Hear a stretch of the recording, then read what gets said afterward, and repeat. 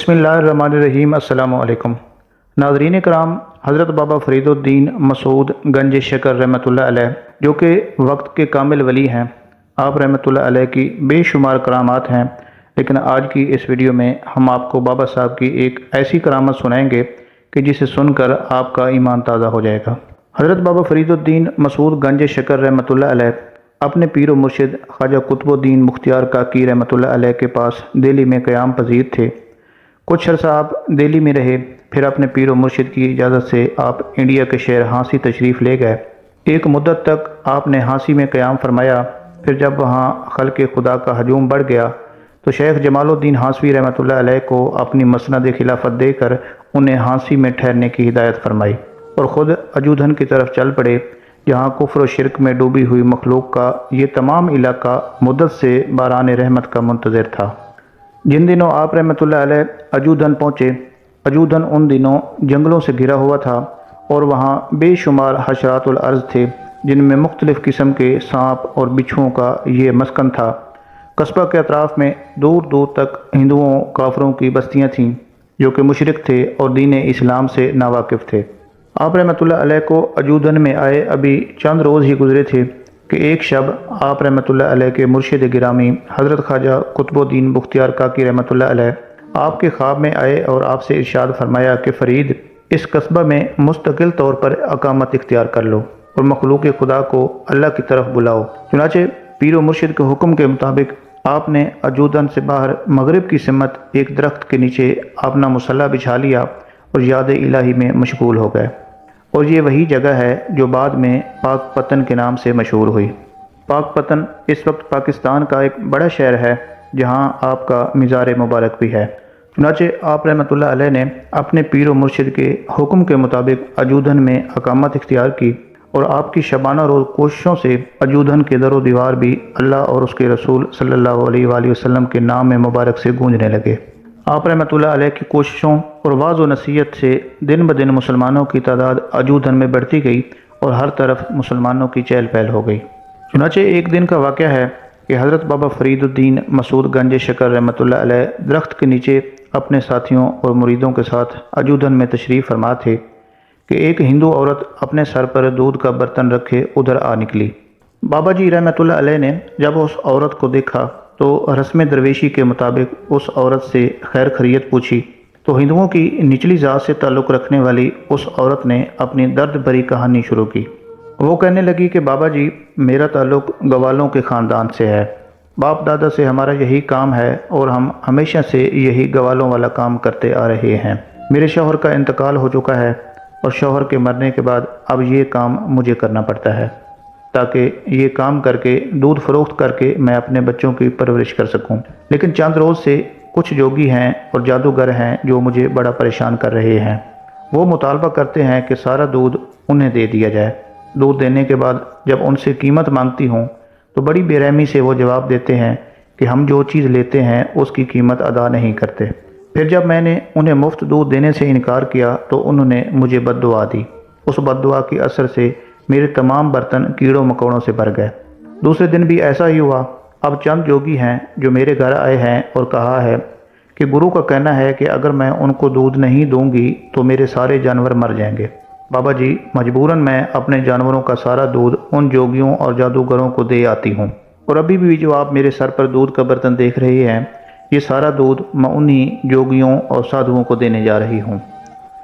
हज़रत बाबा फ़रीद रहमतुल्लाह अलैह ने जब उस दुखी हिंदू औरत का माजरा सुना तो आपने फरमाया कि परेशान ना हो, इंशाअल्लाह जल्द ही तुम्हारे दुख ख़त्म होने वाले हैं।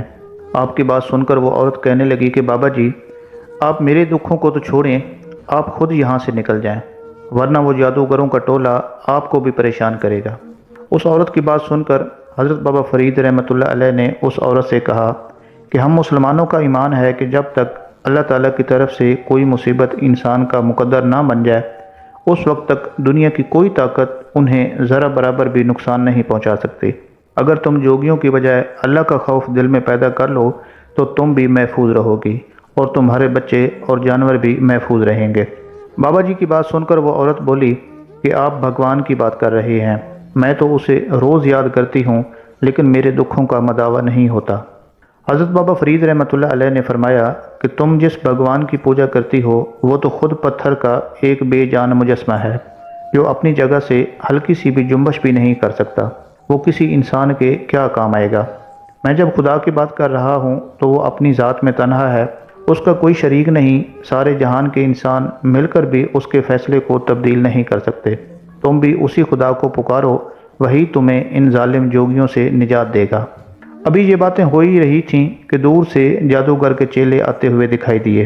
وہ عورت دیکھ کر گھبرائی اور بابا صاحب سے فرمانے لگی کہ یہی جادوگر کے وہ چیلے ہیں جو شاید میری ہی تلاش میں ادھر آ نکلے ہیں۔ عورت کو خوف زدہ دیکھ کر بابا جی نے فرمایا کہ تم اب میری مہمان ہو، اس لیے تمہیں کوئی ہراساں نہیں کر سکتا اور نہ تمہیں پریشان ہونے کی ضرورت ہے، میں خود ان لوگوں کو جواب دے لوں گا۔ اسی اثناء میں جادوگر کے چیلوں نے آتے ہی غیظ و غضب کا مظاہرہ کیا اور قہرناک لہجے میں عورت سے کہنے لگے کہ تم یہاں آرام سے بیٹھی باتیں کر رہی ہو اور گرو دودھ کا انتظار کر رہے ہیں، ابھی چلو تو صحیح، تمہاری خیر نہیں۔ ان کی یہ بات سن کر حضرت بابا فرید رحمۃ اللہ علیہ نے فرمایا کہ اس عورت کو میں نے روک لیا ہے، تم بھی یہیں بیٹھو۔ ابھی آپ رحمۃ اللہ علیہ کی زبان سے یہ الفاظ نکلے ہی تھے کہ جوگیوں پر سختہ طاری ہو گیا اور وہ زمین پر ایسے گڑ گئے جیسے انہیں زنجیریں پہنا دی گئی ہوں۔ کچھ دیر بعد جوگیوں کی دوسری ٹولی انہی کو تلاش کرتے ہوئے وہاں آ نکلی، انہیں بھی حضرت بابا فرید رحمۃ اللہ علیہ نے بیٹھنے کا حکم دیا۔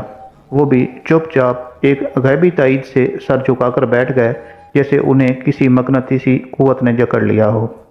آخرکار جادوگر بھی اپنے چیلوں کو ڈھونڈتا ہوا ادھر آ نکلا اور چیلوں کو وہاں بیٹھے ہوئے دیکھ کر زور زور سے چیخنے لگا کہ تم لوگ یہاں کیا کر رہے ہو؟ گرو کی آواز پر وہ چیلے خاموش رہے، لیکن بابا جی نے فرمایا کہ انہیں میں نے قید کر لیا ہے۔ گرو کہنے لگا کہ کون ہے جو میرے چیلوں کو قید کر سکے؟ گرو انتہائی غرور اور تکبر کا مظاہرہ کر رہا تھا اور یہ کہتے ہی اس نے مختلف منتر پڑھنے شروع کر دیے۔ حضرت بابا فرید رحمۃ اللہ علیہ نے جادوگر سے مخاطب ہو کر فرمایا کہ اب تمہارا کوئی منتر نہیں چلے گا، اب کفر کے دن پورے ہو چکے ہیں۔ بابا جی کی باتیں سن کر گرو اپنے غرور اور تکبر سے باز نہیں آیا اور اس پر ہذیانی کیفیت طاری ہو گئی اور چیخ چیخ کر وہ زور زور سے منتر پڑھنے لگا اور بدی کی تمام قوتوں کو پکارنے لگا، مگر آج کوئی اس کا مددگار نہیں تھا۔ جب گرو کی کوئی چال کارگر ثابت نہ ہوئی تو اس نے بھی حضرت بابا فرید رحمۃ اللہ علیہ کے قدموں میں سر رکھ دیا اور اپنے چیلوں کی رہائی کے لیے التجا کرنے لگا۔ بابا جی نے فرمایا کہ تیرے چیلوں کو صرف ایک شرط پر رہائی مل سکتی ہے کہ تم انہیں لے کر کہیں دور چلے جاؤ اور آئندہ مخلوق خدا کو تنگ کرنا چھوڑ دو، اگر اس سے باز نہیں آؤ گے تو یہ زمین تم پر تنگ ہو جائے گی۔ بابا جی کا یہ حکم سن کر گرو مرتا کیا نہ کرتا، چنانچہ اس نے بابا جی سے وعدہ کیا کہ مجھے اور میرے چیلوں کو چھوڑ دیں تو میں یہ جگہ ہمیشہ کے لیے چھوڑ دوں گا۔ چنانچہ آپ رحمۃ اللہ علیہ نے انہیں جانے دیا اور گرو اپنے چیلوں کو لے کر ہمیشہ کے لیے اس علاقے سے دور چلا گیا۔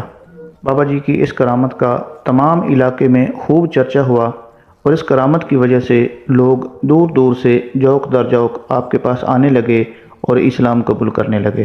چنانچہ اس واقعہ کے بعد جب بابا جی کی شہرت دور دور تک پھیلی اور لوگوں کا آپ کے پاس رش لگ گیا تو بعض کوتاہ اندیش حسد اور بغض کی وجہ سے آپ رحمۃ اللہ علیہ کی مخالفت بھی کرنے لگے۔ ان مخالفوں میں سب سے پیش عجودھن کی مسجد کا پیش امام اور قاضی بھی تھا، جس نے حکومت کے کرندوں کو بھی آپ رحمۃ اللہ علیہ کو ستانے پر اکسایا، لیکن آپ رحمۃ اللہ علیہ کی وسیع القلبی کا یہ عالم تھا کہ آپ رحمۃ اللہ علیہ مخالفوں کی ایسی کسی بھی حرکت کو خاطر میں نہیں لاتے تھے اور ان کی ایسی باتوں سے اپنا دل میلا نہیں کرتے تھے۔ چنانچہ آپ رحمۃ اللہ علیہ کی اس شان بے اعتنائی سے قاضی کا غصہ اور بھی بھڑک اٹھا اور اس نے بابا صاحب رحمۃ اللہ علیہ کے خلاف سازشیں شروع کر دیں۔ اس نے ملتان کے علماء سے آپ رحمۃ اللہ علیہ کے خلاف فتویٰ حاصل کرنے کی کوشش کی اور اپنے ایک خط میں علماء ملتان سے استفسار کیا کہ ایک شخص جو اہل علم میں سے ہے قوالی سنتا ہے تو اس کے بارے میں شریعت کا کیا حکم ہے۔ علماء ملتان نے قاضی کو تحریر کیا کہ اس شخص کا نام لکھو کہ کون ہے۔ قاضی نے آپ رحمۃ اللہ علیہ کا نام لکھ کر بھیج دیا۔ ملتان کے علماء نے بابا فرید رحمۃ اللہ علیہ کے خلاف فتویٰ جاری کرنے سے صاف انکار کر دیا اور قاضی کو لکھا کہ تم نے ایک ایسے درویش خدا مست کا نام لکھا ہے جو تمام علوم شریعت کا منتہا ہے، ہماری کیا مجال ہے کہ ہم اس کے قول و فعل پر اعتراض کریں۔ قاضی کا جب یہ حربہ ناکام ہوا تو اس نے ایک آوارہ گرد لالچی قلندر کو آپ رحمۃ اللہ علیہ کے قتل پر آمادہ کیا۔ یہ شخص کپڑوں کے نیچے اپنی کمر میں ایک تیز دھار چھرا چھپا کر آپ رحمۃ اللہ علیہ کے آستانے پر حاضر ہوا۔ آپ رحمۃ اللہ علیہ اس وقت عبادت الہی میں مشغول تھے اور سجدہ میں پڑے ہوئے تھے۔ صرف سلطان المشائخ حضرت خواجہ نظام الدین اولیاء رحمۃ اللہ علیہ آپ کے پاس موجود تھے۔ آپ رحمۃ اللہ علیہ نے حالت سجدہ میں فرمایا کہ یہاں کوئی موجود ہے؟ سلطان المشائخ نے جواب دیا کہ آپ کا غلام نظام الدین حاضر ہے۔ آپ رحمۃ اللہ علیہ نے فرمایا کہ یہاں ایک قلندر کھڑا ہے جو کانوں میں سفید رنگ کے مندرے پہنے ہوئے ہے۔ چنانچہ سلطان المشائخ حضرت نظام الدین اولیاء رحمۃ اللہ علیہ نے اسبات میں جواب دیا کہ ہاں قلندر موجود ہے۔ تو بابا صاحب نے فرمایا کہ اس شخص کی کمر کے ساتھ ایک چھرا بندھا ہوا ہے اور یہ شخص میرے قتل کے ارادے سے آیا ہے، اس سے کہہ دو کہ اپنی عاقبت خراب نہ کرے اور یہاں سے چلا جائے۔ چنانچہ وہ قلندر جو آپ کے سر پر ہی کھڑا تھا اور خواجہ نظام الدین اولیاء رحمۃ اللہ علیہ کی موجودگی کی وجہ سے کچھ نہیں کر پا رہا تھا، تو آپ کے اس سوال و جواب سے قلندر پر ایسی دہشت طاری ہوئی کہ وہ بھاگ کھڑا ہوا اور سیدھا قاضی کے پاس جا کر دم لیا اور اسے کہا کہ ایسے مرد خدا کو قتل کرنا میرے بس میں نہیں ہے۔ چنانچہ اب قاضی کا یہ دوسرا حملہ بھی جب ناکام ہوا تو وہ بڑا شرمندہ ہوا۔ بابا صاحب کی والدہ ماجدہ حضرت کلثم خاتون جو کہ بڑی پاک باز اور عبادت گزار خاتون تھیں، ایک رات کا ذکر ہے کہ پچھلے پیر تہجد کی نماز میں وہ مشغول تھیں اور آپ کے تینوں فرزند اس وقت سو رہے تھے۔ بابا صاحب کے علاوہ آپ رحمۃ اللہ علیہ کے 2 بھائی اور بھی تھے۔ چنانچہ ایک ہندو چور چوری کی غرض سے آپ کے گھر میں داخل ہوا۔ چور اس بات کو جانتا تھا کہ اس گھر کا محافظ مرد اس دنیا میں موجود نہیں ہے۔ بچے ابھی معصوم ہیں، اس لیے اکیلی عورت اس کے راستے کی دیوار نہیں بن سکے گی۔ چنانچہ چور جیسے ہی گھر کے اندر پہنچا، اس کی نظر کلثم خاتون پر پڑی۔ بابا فرید رحمۃ اللہ علیہ کی والدہ اس کمرے کے دروازے پر نماز میں مشغول تھیں جہاں ان کے 4 بچے گہری نیند سو رہے تھے۔ جب چور نے دیکھا کہ کلثم خاتون رحمۃ اللہ علیہ کی آنکھیں بند تھیں مگر ہونٹ حرکت کر رہے تھے، چور کچھ دیر اس انتظار میں کھڑا رہا کہ شاید یہ عورت دروازے سے ہٹے تو میں دروازے میں داخل ہو کر اپنے مقصد کی تکمیل کروں، مگر اسے معلوم نہیں تھا کہ یہ ایک شب بیدار عورت تھی جو ساری رات اپنے رب کی بارگاہ میں سجدہ ریز رہتی تھی۔ کچھ دیر بعد جب کلثم خاتون دروازے سے نہ ہٹیں تو چور نے ارادہ کر لیا کہ اگر یہ عورت اس کے راستے میں حائل رہی تو وہ جبر و تشدد کے ذریعے اسے راستے سے ہٹا دے گا۔ یہ سوچ کر اس نے ایک بار پھر کلثم خاتون کی طرف دیکھا جو آنکھیں بند کیے اپنے خالق کے تصور میں کھوئی ہوئی تھیں۔ چور جو ہی طاقت سے اس خاتون کو راستے سے ہٹانے کے لیے آگے بڑھتا ہے، چند قدموں کا فاصلہ ابھی اس نے طے کیا تھا کہ وہ اپنی آنکھوں کی روشنی سے محروم ہو گیا۔ وہ بالکل اندھا ہو گیا۔ جب آنکھوں میں اندھیرا چھا گیا تو چور بڑا گھبرایا اور دیواروں سے سر ٹکرانے لگا۔ اسے واپسی کا راستہ ہی نہ ملا۔ واپسی کے تمام دروازے بند محسوس کر کے اب اسے احساس ہوا کہ یہ قہر خداوندی ہے جس نے آنکھوں کی روشنی کو زائل کر دیا ہے اور اس کے تمام منصوبے پر پانی پھیر دیا ہے۔ چنانچہ اس احساس کے آتے ہی اس نے چیخنا چلانا اور شور مچانا شروع کر دیا۔ وہ کہنے لگا کہ میں اپنے عقیدے کے اعتبار سے ایک بت پرست ہوں، چوری میرا پیشہ ہے، اس گھر میں میں چوری کی غرض سے ہی داخل ہوا تھا، لیکن اپنی آنکھوں کی روشنی اب میں کھو بیٹھا ہوں۔ میرا دل کہتا ہے کہ اس گھر میں کوئی بزرگ ہستی موجود ہے، میں اس بزرگ ہستی سے درد مندانہ التجا کرتا ہوں کہ وہ میرا گناہ معاف کر دے۔ کلثم خاتون رحمۃ اللہ علیہ حسب معمول اس دگراگ کی حالت میں تھیں، مگر چور کی آوازیں مسلسل گونجنے لگیں۔ یہ سن کر انہوں نے آنکھیں کھول دیں۔ کلثم خاتون رحمۃ اللہ علیہ کچھ دیر تک اس مضبوط اور توانا شخص کی بے بسی اور مجبوری کا جائزہ لیتی رہیں جسے اس گھر میں داخل ہونے سے پہلے اپنی جسمانی طاقت پر بڑا ناز تھا۔ اسی اثناء میں چور کی ایک بار پھر آواز گونجی۔ وہ کہنے لگا کہ میں جانتا ہوں کہ سننے والا سن رہا ہوگا، میں اسے اس کے خدا کا واسطہ دیتا ہوں کہ وہ میری حالت پر رحم کرے۔ میں اقرار کرتا ہوں کہ اگر میری آنکھوں کی روشنی واپس مل گئی اور میں ٹھیک ہو گیا تو میں چوری اور ڈاکہ زنی کے پیشے کو ہمیشہ ہمیشہ کے لیے خیر باد کہہ دوں گا۔ کلثم خاتون رحمۃ اللہ علیہ یہ سن کر بھی خاموش رہیں۔ اس پر چور پھر خاتون سے مخاطب ہو کر بولا کہ میں آپ کو یقین دلاتا ہوں کہ اگر میری بینائی واپس آ گئی تو میں اپنے آباء و اجداد کے مذہب کو ترک کر دوں گا اور پتھر کے تمام بتوں کو توڑ کر دین اسلام میں داخل ہو جاؤں گا، لہٰذا مجھ پر رحم کریں کہ میری آنکھوں کی بینائی واپس آ جائے۔ ایک چور کی گریہ ازاری سن کر کرسن خاتون رحمۃ اللہ علیہ نے اپنا وظیفہ چھوڑ کر دعا کے لیے ہاتھ اٹھا دیے۔ وہ کہنے لگیں کہ دنیا سمجھتی ہے کہ میں بے یار و مددگار ہوں، مگر تو جس کا محافظ ہے اسے کون لاوارث کہہ سکتا ہے۔ اس غیبی مدد پر کرسن خاتون کی آنکھیں بھیگ گئیں۔ وہ کہنے لگیں کہ بے شک تو ہی میرا کفیل ہے اور تو ہی میرا وکیل ہے، اور میں تیری ہی بندگی پر ناز کرتی ہوں کہ تو نے مجھ ناتواں عورت کا بدلہ اس چور سے لے لیا ہے جو بظاہر قوی بھی تھا اور ستم گر بھی۔ اے اللہ، تو مجھے ایک ظالم انسان کے فتنے اور شر سے محفوظ رکھ۔ اب میں تجھ سے التجا کرتی ہوں کہ تو اس چور کی آنکھوں کو دوبارہ روشن کر دے۔ وہ تیرا ہی بندہ ہے جو کچھ وقت کے لیے راستے سے بھٹک گیا تھا اور اب تیرے قہر و جلال کا مظاہرہ دیکھ رہا ہے۔ اگر تو نے بھی دستگیری نہ کی تو وہ کہاں جائے گا؟ تیرے سوا اس کی کوئی پناہ گاہ نہیں۔ میں نے اس کا جرم معاف کر دیا ہے، اب تو بھی اس کے گناہوں سے چشم پوشی فرما۔ بے شک تو اس بات پر قادر ہے، آنکھوں کے ساتھ ساتھ اس کے دل کی سیاہی بھی دور کر دے۔ پھر کیا ہوا؟ یکا یک اس بت پرست چور نے محسوس کیا کہ اس کی بینائی واپس آ رہی ہے اور اندھیرے کی بلند دیوار اس کی آنکھوں سے ہٹ رہی ہے۔ وہ لرزتے قدموں سے اس تخت کی طرف بڑھا جہاں کرسن خاتون محو عبادت تھیں۔ وہ کہنے لگا کہ میں اپنے عمل سے اس قدر شرمندہ ہوں کہ اظہار ندامت کے لیے میرے پاس الفاظ نہیں ہیں۔ پتھر کے پجاری چور نے گریہ ازاری کرتے ہوئے کرسن خاتون کی منت سماجت شروع کر دی۔ آپ کہنے لگیں کہ اے شخص، جس نے تیری بینائی کو ذیل کر دیا تھا وہی اس کائنات کا مالک اور خالق بھی ہے، اور اسی نے تیری آنکھوں کی روشنی بحال کی، وہی ذات عبادت اور پرستش کے بھی لائق ہے۔ آپ نے پھر فرمایا کہ مجھے بتا کہ تجھے کون سی ضرورت میرے دروازے تک لے آئی ہے؟ اس پر چور نے کہا کہ اے نیک سیرت خاتون، میرے لیے یہی کافی ہے کہ آپ نے مجھے معاف کر دیا۔ پتھر کا پجاری لمحہ بلمحہ پگھلتا جا رہا تھا۔ آپ کہنے لگیں کہ ان سے معافی مانگ جو تیری وجہ سے برباد ہو گئے، اس کی بارگاہ میں دامن پھیلا جس نے تجھے توانائی کے ساتھ عقل بھی بخشی۔ واپس جا اور اپنے تاریک ماضی پر غور کر، اس روشنی کی آواز سن جو تجھے برسوں سے پکار رہی ہے۔ یہ کہہ کر کرسن خاتون رحمۃ اللہ علیہ نے منہ پھیر لیا اور وہ چور چلا گیا۔ حالانکہ یہ سب کچھ راتوں رات ہوا تھا اور کسی کو اس کی کانوں کان بھی خبر نہیں ہوئی تھی کہ کوئی چور یہاں آیا تھا، لیکن چور کے ذہن میں ایک حشر برپا تھا اور دل میں انقلاب کی لہریں اٹھ رہی تھیں۔ چنانچہ صبح ہوتے ہی ایک دراز قد اجنبی شخص اپنی بیوی بچوں سمیت کرسن خاتون رحمۃ اللہ علیہ کے دروازے پر کھڑا تھا۔ کرسن خاتون رحمۃ اللہ علیہ نے آنے کی وجہ پوچھی تو اس شخص نے بتایا کہ میں وہی بے راہ رو انسان ہوں جو کل رات آپ کے مکان میں چوری کی نیت سے داخل ہوا تھا۔ کرسن خاتون نے پوچھا کہ پھر اب کیوں آئے ہو؟ وہ کہنے لگا کہ بس اب مجھے اور میرے اہل خانہ کو دولت ایمان عطا کر دیجیے کہ ہمارے دل بتوں کی وجہ سے پاک ہو جائیں۔ کرسن خاتون نے کہا کہ کہو اللہ ایک ہے، کوئی اس کا شریک نہیں، اور محمد صلی اللہ علیہ وآلہ وسلم اس کے رسول ہیں۔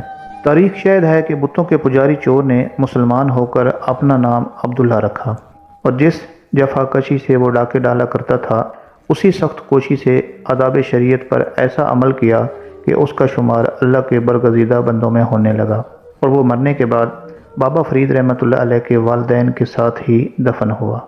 مولانا بدر الدین اسحاق بن منہاج الدین بخاری شہر دہلی کے مغربی مدرسہ میں درس دیا کرتے تھے۔ وہ علم باطن کے شدید منکر اور درویشوں سے بغض رکھتے تھے۔ اتفاقاً ان کو چند مشکل مسائل پیش ہے۔ جب ان سے اور ان کے ساتھی علماء سے وہ مسائل حل نہ ہوئے تو ان مسائل کو لے کر مولانا بدر الدین بخارا کے لیے روانہ ہوئے۔ دوران سفر اجودھن میں قیام کیا۔ ان کے ہم سفر رفقا بابا فرید کی زیارت کے لیے آمادہ ہو گئے۔ ان سے بھی بارگاہ الہی میں چلنے کا اصرار کیا تو مولانا نے بڑی بے اعتنائی سے یہ جواب دیا کہ تم جاؤ، میں نے بہت ایسے شیخ دیکھے ہیں، ان کی صحبت میں وقت ضائع کرنے سے کیا فائدہ۔ لیکن رفقا کا اصرار بڑھا تو مولانا بدر الدین حضرت بابا فرید الدین گنج شکر کے آستانہ کرم پر پہنچے۔ تھوڑی دیر بعد بابا فرید نے مولانا کی طرف توجہ فرمائی اور دوران گفتگو تمام پیچیدہ مسائل حل اور علمی دقائق روشن ہو گئے۔ کشت اور علم فنون کی رمز شناسی نے مولانا کو اس قدر متاثر کیا کہ مشائخ سے ان کا انکار جاتا رہا اور سچی توبہ کر کے حلقہ ارادت میں داخل ہو گئے۔ بخارا کا ارادہ ترک کر کے اجودھن میں ہی مقیم ہو گئے۔ شب و روز بابا فرید رحمۃ اللہ علیہ کی خدمت میں رہ کر फैज़ हासिल करते। जंगल से लकड़ियों का गट्ठा सर पर लाद कर बावर्ची खाना के लिए लाते। आपको बाबा फरीद की दामादी और खिलाफत का शर्फ मिला। अनवारुल फरीद में है कि जब बाबा फरीद रहमतुल्लाह अलैह ने मसला हल फरमा दिया तो हज़रत सैयदना बदरुद्दीन इसहाक़ रहमतुल्लाह अलैह बे इख्तियार पुकार उठे, जिस चीज़ के लिए मैं बुखारा जाना चाहता था उससे कई गुना ज़्यादा चीज़ मुझे यहाँ मिल गई। 620 हिजरी में एक अजीब वाक़या पेश आया जो अहले मार्फत को हमेशा वालिहाना मोहब्बत का सबक देता रहेगा। क़याम दिल्ली के आखिरी दौर में हज़रत कुतुबुद्दीन बख्तियार काकी रहमतुल्लाह अलैह ने हज़रत बाबा फरीद को अपने वज़ू की खिदमत पर मामूर फरमाया था। एक दिन अजीब इत्तफ़ाक़ हुआ कि सर्दी का मौसम था और रात को आग ख़त्म हो गई थी। नमाज फ़जर में पीर और मुर्शिद के वज़ू के लिए पानी गर्म करना था, इसलिए बाबा फरीद आग की तलाश में खानगाह से निकलकर बस्ती की तरफ रवाना हो गए। ये सोचकर दरवाजे पर फिरते रहे कि कहीं किसी मकाम में कोई जाग रहा हो तो आग का सवाल करें।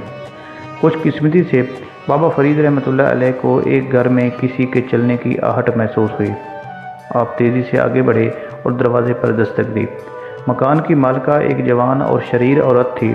उसने पर्दे से झांक कर देखा तो अपने दरवाजे पर एक खूबसूरत नौजवान को खड़े हुए पाया। तुम्हें किससे मिलना है? औरत ने शोख लहजे से पूछा। बाबा फरीद ने औरत के लहजे की शरारत को महसूस करके लरज़ गए, मगर मजबूरन आपको जवाब देना पड़ा। मुझे किसी से मुलाकात नहीं करनी खातून, मैं तो एक ज़रूरतमंद शख्स हूँ और आपके दरवाज़े पर आग लेने के लिए आया हूँ। औरत आप रहमतुल्लाह अलैह के मिजाज और मसलक से वाकिफ़ नहीं थी, इसलिए दिल बस्ती की बातें करती रही। हज़रत बाबा फरीद ने अपना सवाल दोहराया और दरख्वास्त की कि उन्हें थोड़ी सी आग दे दी जाए। औरत शरारत से बाज नहीं आई, कहने लगी कि आग बिला मुआवजा नहीं दी जाती। हज़रत बाबा फरीद ने मुआवजा दरियाफ़्त किया तो बड़ी बेबाकी से बोली कि अपनी एक आँख निकाल कर दे दो और आग ले जाओ। वक्त गुजरता जा रहा था और बाबा फरीद को ये फ़िक्र परेशान कर रही थी कि अगर आग नहीं मिली तो हज़रत शेख वज़ू किस तरह करेंगे। इस शरीर औरत का ये हाल था कि आग के बदले आँख तलब कर रही थी। बिलाखिर आप रहमतुल्लाह अलैह ने मजबूर होकर उस फितनागर औरत से कहा कि मैं आँख निकाल कर दे देता हूँ, आप आग ले आएँ। बाबा फरीद ने इतना कहा और आँख के हल्के में अपनी उंगलियाँ पेवस्त कर दीं। औरत अभी तक अपनी शरारत को एक दिलचस्प खेल समझ रही थी, मगर जब उसने बाबा फरीद की इज़्तिरारी हालत देखी तो खौफज़दा होकर कहने लगी कि तुम आँख रहने दो, मैं आग लेकर आती हूँ। औरत अपनी शरारत से और ज़िद से बाज आ गई, मगर बहुत देर हो चुकी थी। उसे पता भी ना चल सका कि इस कश्मकश में बाबा फरीद की आँख बुरी तरह ज़ख्मी हो गई थी। फिर जब वो औरत आग लेकर आई तो बाबा फरीद ने उसका शुक्रिया अदा किया और तेज़ रफ्तारी के साथ खानगाह की जानिब रवाना हो गए। हज़रत कुतुबुद्दीन बख्तियार काकी रहमतुल्लाह अलैह ने बाबा फरीद की तरफ देखा तो आपकी आँख पर रुमाल बंधा हुआ था। बाबा तुम्हारी आँख को क्या हुआ? हज़रत कुतुब रहमतुल्लाह अलैह ने वज़ू करते हुए अपने मुरीद ख़ास से पूछा। कुछ नहीं शेख मोहतरम, आँख आई हुई है। हज़रत बाबा फरीद रहमतुल्लाह अलैह ने सूरत हाल को छुपाते हुए अर्ज़ की। हज़रत कुतुबुद्दीन बख्तियार काकी रहमतुल्लाह अलैह मुस्कराए और फिर फरमाया कि बाबा अगर आँख आई हुई है तो खोल दो, इसमें सवाई है। पीर मुर्शिद का हुक्म सुनकर हज़रत बाबा फरीद रहमतुल्लाह अलैह ने ज़ख्मी आँख से रुमाल हटा दिया। उसी वक्त आपको शदीद हैरत हुई कि आँख में बराए नाम भी तकलीफ़ बाकी नहीं थी। हज़रत कुतुबुद्दीन बख्तियार काकी रहमतुल्लाह अलैह की इस करामत का आज भी मुशाहिदा किया जा सकता है। बाबा फरीद रहमतुल्लाह अलैह की नस्ल के जितने लोग भी पाक व हिंद में मौजूद हैं, उनकी दाईं आँख छोटी और बाईं आँख कदरे बड़ी होती है। जिस कदर भी फरीदी पाए जाते हैं उनकी आँख में ये अलामत यकीनी तौर पर पाई जाती है। मशहूर वाक़या है कि हज़रत निज़ामुद्दीन औलिया रहमतुल्लाह अलैह की मजलिस वाज़ आरास्ता थी। आप इल्हाम और ख़बर के मौजू पर तकरीर फरमा रहे थे। फिर जब दर्स ख़त्म हुआ तो एक मुरीद ने अपनी नशिस्त पर खड़े होकर अर्ज़ की। बहाउद्दीन खालिद कहा करता था कि वो हज़रत बाबा फरीद की खिदमत में हाज़िर हुआ। उसे शेखुल आलम के दीदार का बहुत शौक़ था। उस वक्त हज़रत बाबा फरीदुद्दीन गंज शेखर रहमतुल्लाह अलैह अजूदन की जामिया मस्जिद में तशरीफ़ फरमा थे। बहाउद्दीन खालिद ने आगे जाने की बहुत कोशिश की, मगर लोगों ने उसे रास्ता नहीं दिया। मजबूरन वो मेहराब के सामने बैठ गए। मेहराब में एक शगाफ था। अचानक बहाउद्दीन खालिद की नज़र कागज़ के एक टुकड़े पर पड़ी। उसने वो कागज़ उठा लिया। कागज़ पर वाज़े हरूफ में ये इबारत तहरीर थी, खालिद को फरीद की तरफ से सलाम पहुँचे। ये वाक़या सुनकर दूसरे मुरीद ने हज़रत निज़ामुद्दीन औलिया रहमतुल्लाह अलैह से अर्ज़ की کہ یہ کاغذ کوئی لکھتا ہے یا بارگاہ الہی سے آتا ہے؟ حضرت نظام الدین اولیاء رحمۃ اللہ علیہ نے فرمایا، ملہم نامی ایک فرشتہ ہے، جب وہ نقش دل میں لکھتا ہے تو الہام ہوتا ہے۔ شاید یہ کاغذ بھی وہی فرشتہ تحریر کرتا ہے۔ مرید نے عرض کی۔ حضرت نظام الدین اولیاء رحمۃ اللہ علیہ نے مسکراتے ہوئے فرمایا، ملہم کے 3 کام ہیں۔ ایک یہ کہ دل میں کسی بات کا خیال لاتا ہے، دوسرے یہ کہ ہاتف غیب سے آواز دیتا ہے، اور تیسرے یہ کہ کاغذ پر لکھ کر ظاہر کرتا ہے۔ اولیاء صرف نقش کو دیکھتے ہیں، نقاش کو نہیں، مگر انبیاء کرام نقش بھی دیکھتے ہیں اور نقاش کو بھی۔ جس وقت نقش ظاہر ہو اور دل میں نور پیدا ہو تو وہ رحمانی ہے جسے فرشتے نے تحریر کیا ہے، اگر تاریکی پیدا ہو تو شیطانی ہے، کیونکہ شیطان بھی دل میں القاء کرتا ہے۔ یہ کہہ کر حضرت نظام الدین اولیاء رحمۃ اللہ علیہ خاموش ہو گئے۔ پھر ایک مختصر سے وقفے سکوت کے بعد فرمایا، یہاں پر فرشتے کا کیا کام اور شیطان کی کیا مجال، کیونکہ جو کچھ بھی ہوتا ہے یہاں تو اسی مالک کی طرف سے ہوتا ہے۔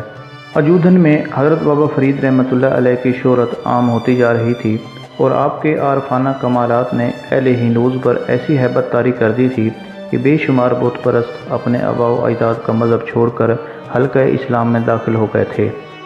اس نظریاتی انقلاب پر برہمنوں کو بڑی تفتیش تھی۔ ان کا خیال تھا کہ اگر بابا فرید رحمۃ اللہ علیہ کی تسخیر کا یہی عمل رہا تو بہت سے صنم خانے ویران ہو جائیں گے۔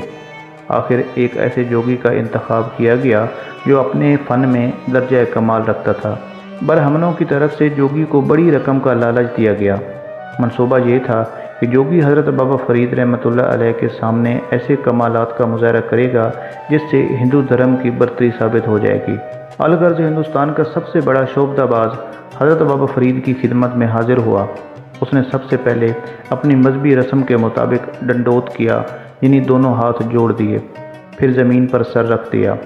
حاضرین مجلس اس انتظار میں تھے کہ جوگی چند لمحوں بعد سر اٹھائے گا اور پھر اپنا مدعا بیان کرے گا، مگر انتظار کی گھڑیاں طویل ہوتی چلی گئیں۔ آخر حضرت بابا فرید رحمۃ اللہ علیہ مسکراتے ہوئے فرمایا، مہمان سر اٹھاؤ اور اپنی آمد کا مقصد بیان کرو۔ جوگی بدستور سجدے کی حالت میں پڑا رہا۔ حضرت بابا فرید نے کئی بار اٹھنے کے لیے کہا، مگر جوگی اپنے جسم کو ہلکی سی جنبش بھی نہ دے سکا۔ حاضرین مجلس حیران تھے کہ جوگی کو کیا ہو گیا ہے۔ آخر حضرت بابا فرید رحمۃ اللہ علیہ اپنی نشست سے اٹھے اور اپنے دست مبارک کا سہارا دے کر جوگی کو کھڑا کیا۔ پھر اس شعبدہ باز سے فرمایا کہ جو نیت لے کر یہاں آئے ہو اس پر بے خوف و خطر عمل کرو، تمہیں یہاں روکنے والا کوئی نہیں۔ جوگی نے لرزتے جسم اور پتھرائی ہوئی آنکھوں سے حضرت بابا فرید کی طرف دیکھا، پھر گڑ گڑانے لگا۔ آپ کے سامنے جو سر نہیں اٹھا سکتا وہ اپنے ارادوں پر کیا عمل کرے گا؟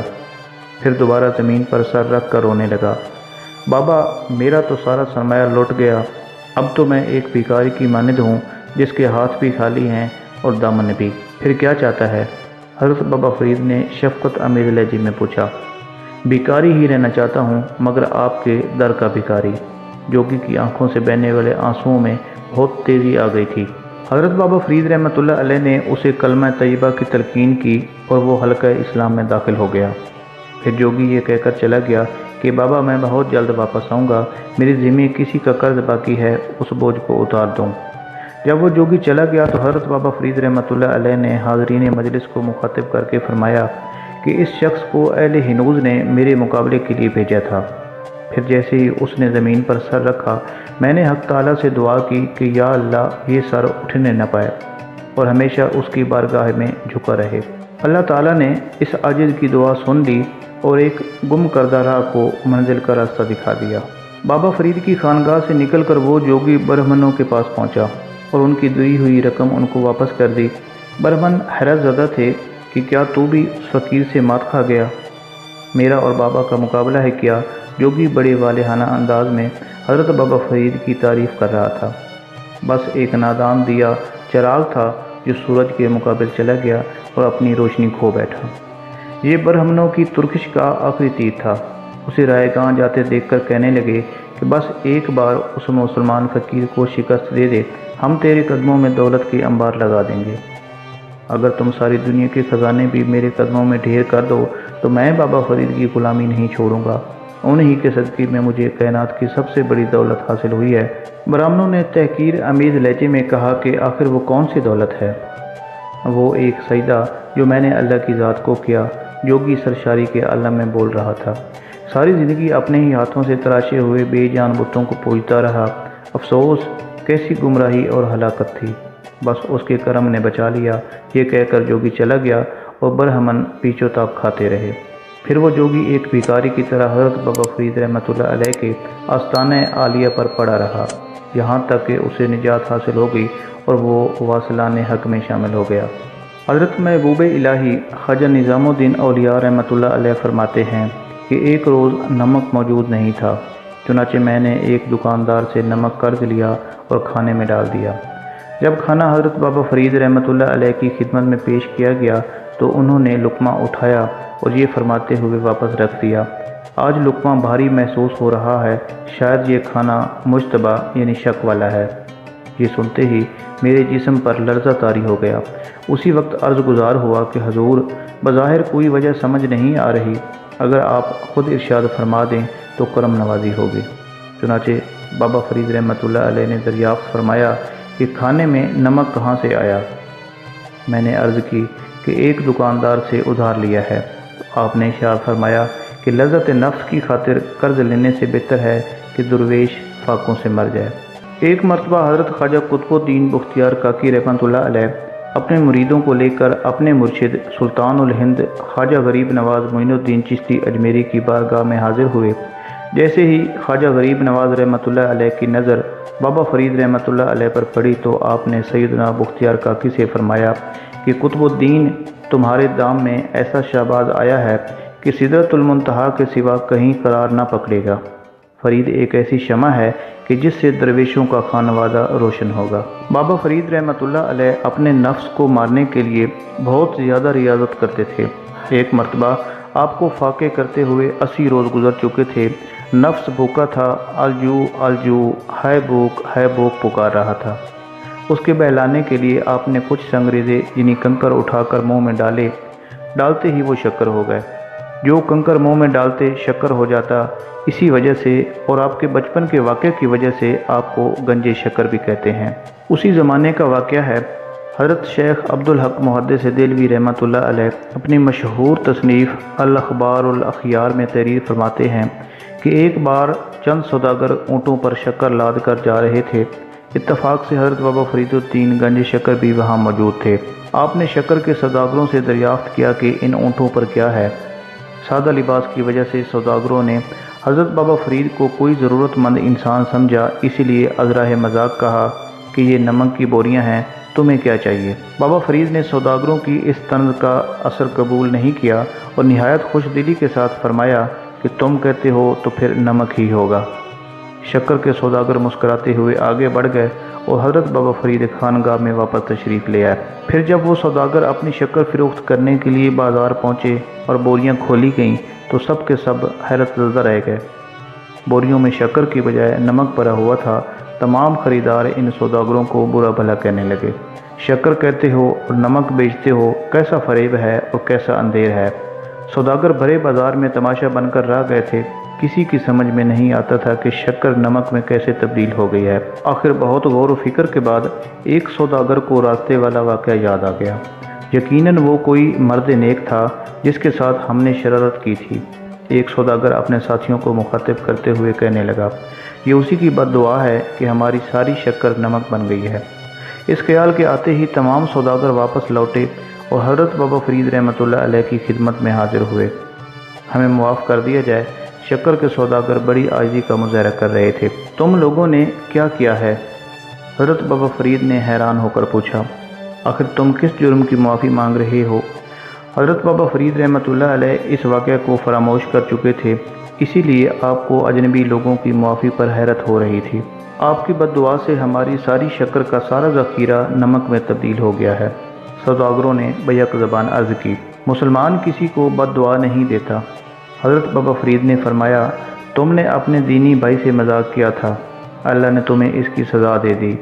ہمیں اپنی زبان سے کلمہ خیر ادا کرنا چاہیے، کوئی نہیں جانتا کہ کب قبولیت کی ساتھ آ جائے۔ شکر کے سوداگر اپنی اس حرکت پر سخت نادم تھے۔ آخر بابا فرید نے انہیں معاف کر دیا، کہا کہ جاؤ دوبارہ اپنے اسباب تجارت کو دیکھو، اللہ فضل کرے گا۔